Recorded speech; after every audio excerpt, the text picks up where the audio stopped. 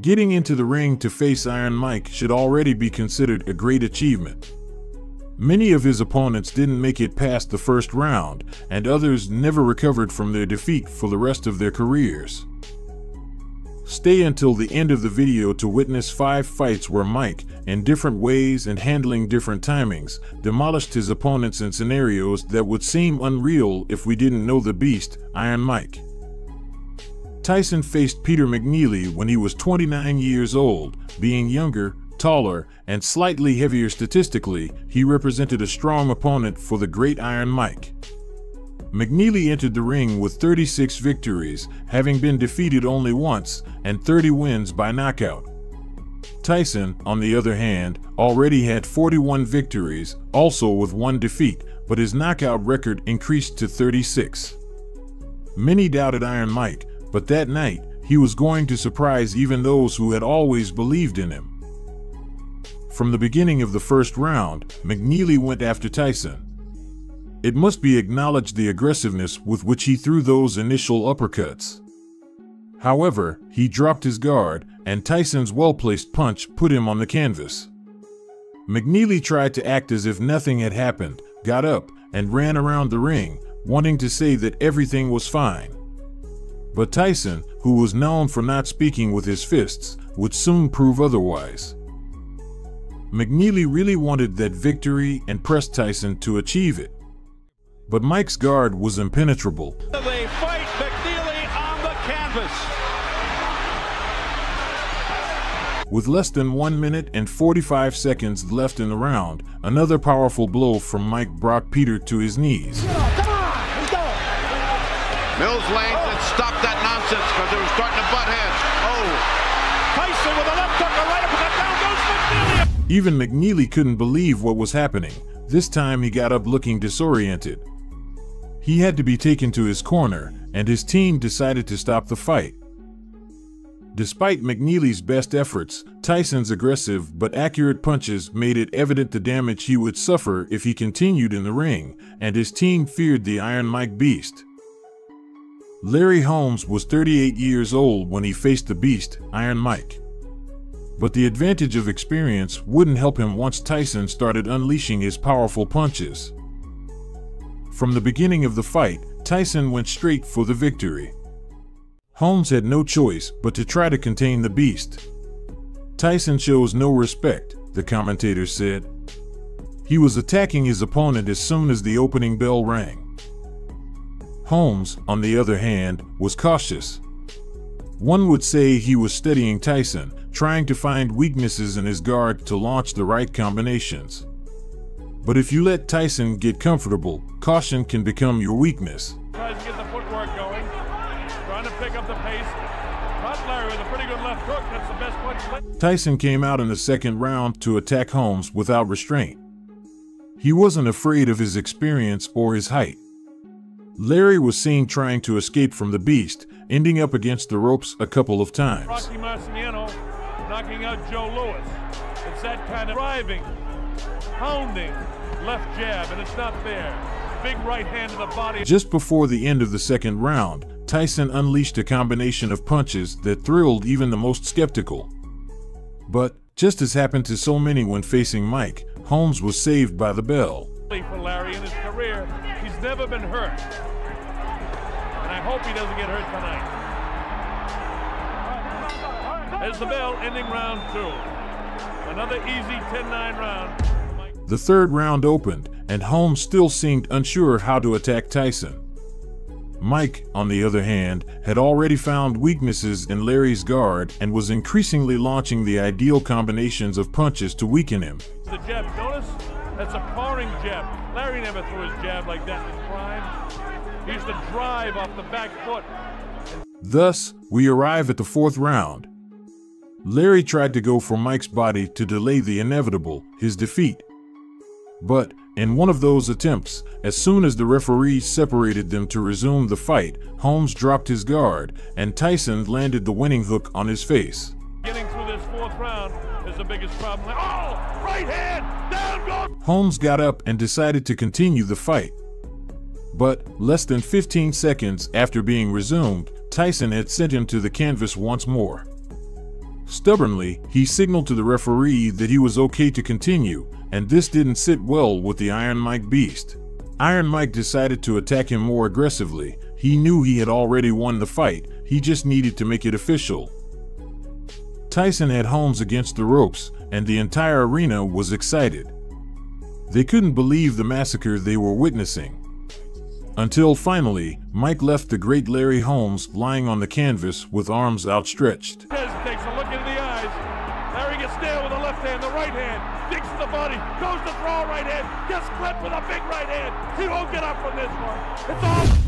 1985 was a tough year for many people, but Donnie Long surely had to go through the worst, facing the fury of the great Mike Tyson. Donnie had won 15 fights, lost 3, and had a record of 10 victories by knockout when he stepped into the ring that night. With a smile, he faced Mike, who, at just 19 years old, had won 8 consecutive fights, all by knockout. And he was determined to increase this record. The bell rang to start. 19 years of age, Long is 27. Oh! The referee started the safety count, and Donnie claimed he was fit to continue. This time, Tyson came out of his corner much more aggressively. He had already tested Long and knew that he had nothing to use other than his feet to try to escape his attacks. Thus, against the ropes, with a powerful combination of punches, he brought him down, this time to his knees, to the canvas for the second time. Long needed assistance on the spot to get back up, but he has nothing to be ashamed of. He's not the last on this list who would need help to stand up after being destroyed by the Iron Mike beast. Mitch Green, on this list, must be recognized as one of the opponents who could withstand the fury of the great Iron Mike the longest before being completely destroyed by his power. The fight that took place in 1986 is still remembered today as one of the best. From the moment the first round began, Tyson went after Green, as everyone expected. But this time, it would take him a little longer to destroy his opponent. Round after round, both of them put on a show that everyone present, and those who watch it today, can truly enjoy. 2 warriors in the ring, fighting until the last drop of strength in their bodies. Tyson didn't let his guard down for a second, and in this fight, it was his consistency, coupled with his great strength, that eventually gave him the victory. Although Mitch managed to stand up until the end, you could see his head moving spontaneously from side to side. Meanwhile, Tyson, like the beast he is, maintained his energy at its peak to win the fight. And Green seems to me, Ray, to be doing all the wrong things. That's very good. The only strategy Mitch could maintain, reaching his inevitable end, was to throw himself at Tyson's body, gain some time, and wait for the referee to separate them. But he is not concerned about going the distance, throwing those shots. But, as has been proven, this doesn't work with the great Iron Mike. The judges that night witnessed a clear spectacle, Tyson attacking Mitch, and Green trying to stay on his feet against the fury of the great Iron Mike. Although it wasn't by knockout, the fight serves as a great demonstration of Tyson's endurance and power to stand firm throughout a confrontation. Frank Bruno has something in common with the rest of the fighters on this list. He was ruthlessly destroyed by the great Iron Mike. His turn was in 1989, and Las Vegas couldn't believe what was happening. Unlike what you've seen in our top, Bruno was able to start by connecting punches to Tyson. Although Mike attacked him aggressively, Frank managed to make counterattacks worthy of a challenger to the youngest heavyweight champion in history. Well, all the questions about distractions have been answered as Tyson attacks. Bruno doing everything. But the joy would be short-lived. Once Tyson managed to corner him, he unleashed such a powerful combination of punches that almost brought the arena down with the audience's reaction. Tyson gets nailed with a left hook. Tyson looks wobbly as he attacks Bruno. Bruno continues to throw. Tyson was caught and wobbled. Watch this now, and let's see just how it happened. There was a short right hand that caught Bruno. He was wobbled, and then another right hand kind of up over the shoulder. For the second round, Bruno continued testing Mike's guard, although he seemed more cautious. Tyson, on the other hand, didn't hesitate to advance toward him whenever he saw the opportunity. The obvious height difference didn't intimidate him. His skill allowed him to put Bruno against the ropes and make him receive combinations of punches designed to weaken him. The Great Iron Mike already knew what to do with opponents bigger than him. Tyson misses wild with a left uppercut. Come on, work it out. Come on, Frank. So far, the big heavy blow, Bruno's been able to escape. The right hand catches Bruno. Left hook. Bruno looks ready to go. Now is when he's got to hang on. And he does. He has the ring sense and wherewithal to hang on. Bruno managed to reach the fourth round, although it was evident that he didn't have as much energy in his body as Tyson. He kept going for Mike's body, and if we've learned anything from the previous fights, it's that this doesn't end well.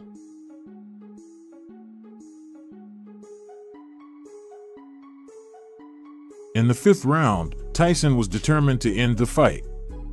The combinations they were throwing were becoming increasingly aggressive, and Bruno's guard was falling further and further.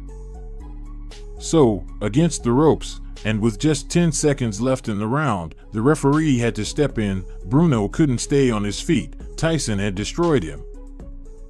In September 1986, Mike crossed gloves with former World Cruiserweight champion Alfonso Ratliff. Very closely. And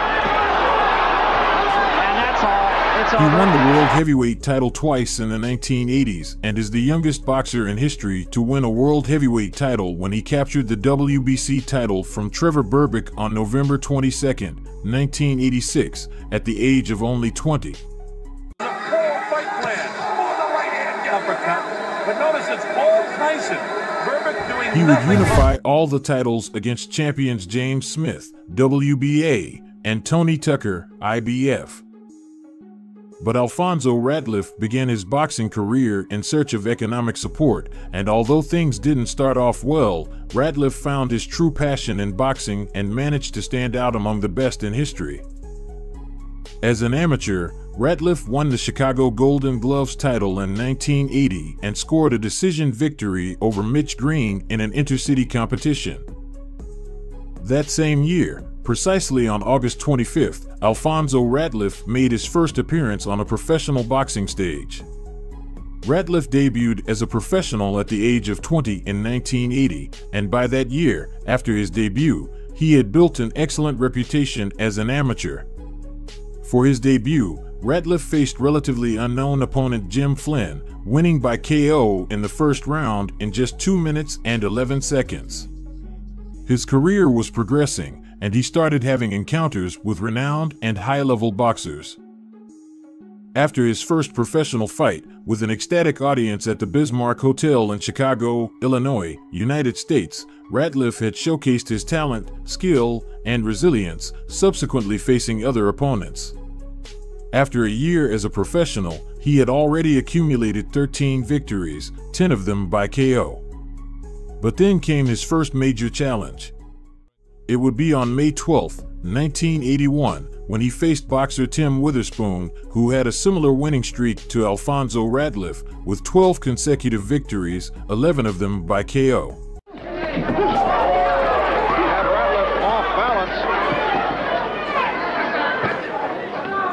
However, this fight would mark Alfonso Ratliff's first defeat, and it was in the 7th round that Tim Witherspoon cornered him against the ropes, prompting the referee to stop the fight and declare a technical knockout. After this defeat, Alfonso Ratliff focused on seeking and obtaining the opportunity to reach the pinnacle of the boxing world.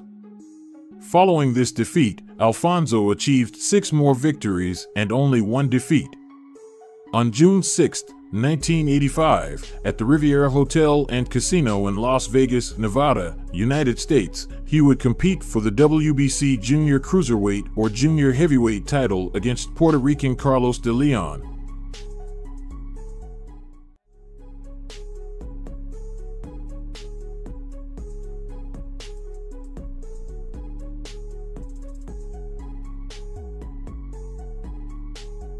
Where Alfonso Ratliff would secure a victory after 12 grueling rounds. However, this WBC cruiserweight title wouldn't last long, as just 2 months later, Alfonso would have a showdown with Bernardo Benton for the title. On September 21, 1985, in Las Vegas, Nevada, the fight took place. Bernardo Benton would achieve victory after 12 rounds by unanimous decision over Alfonso Ratliff, who would lose the WBC and linear cruiserweight titles. On September 6, 1986, the epic fight between two titans of the ring, Mike Tyson and Alfonso Ratliff, took place. This fight was one of the most anticipated of the decade. The stage was set at the Las Vegas Hilton in Winchester, Nevada, United States, for a night full of action and excitement. Both fighters came with impressive records, making this fight truly interesting. On one hand, there was Mike Tyson, a young and feared fighter at only 20 years old, with an undefeated record of 27 victories, all by knockout. On the other hand, Alfonso Ratliff, an experienced 33-year-old boxer with a record of 17 victories, 3 defeats, and 1 draw. From the beginning, Tyson showcased his impressive power and speed, seeking to intimidate his opponent and knocking him down. However, Ratliff showed bravery and resilience by quickly getting up despite Tyson's fierce blows. And fire back, throw some punches. Well, he threw a right hand there, but I'll tell you, he got out of there right after he threw it.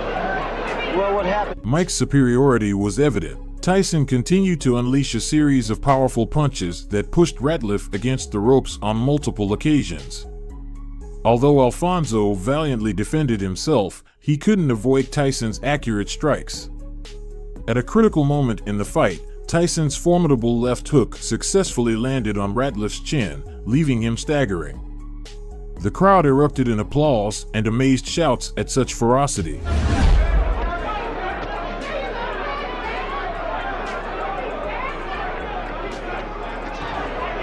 As the fight progressed, Tyson's momentum and confidence grew. Focused and energetic, he threw punches from every possible angle, relentlessly pursuing Ratliff. However, Ratliff counterattacked with a combination of quick and precise blows that left Tyson dazed. This brief exchange of punches ignited the crowd and took the excitement to its peak. What is doing here? Yeah, so far it's track meet. There was a right hand by Tyson. By the second round, despite Ratliff's resistance, Tyson dominated the ring. His incredible ability to dodge Ratliff's punches and deliver devastating counterattacks was admirable. Tyson landed a powerful blow to Ratliff's jaw, sending him to the canvas. Alfonso got up just as the referee reached the count of 9, but his fatigue was evident, and Tyson had control of the fight. And there was a left hand, and Ratliff will sit it out.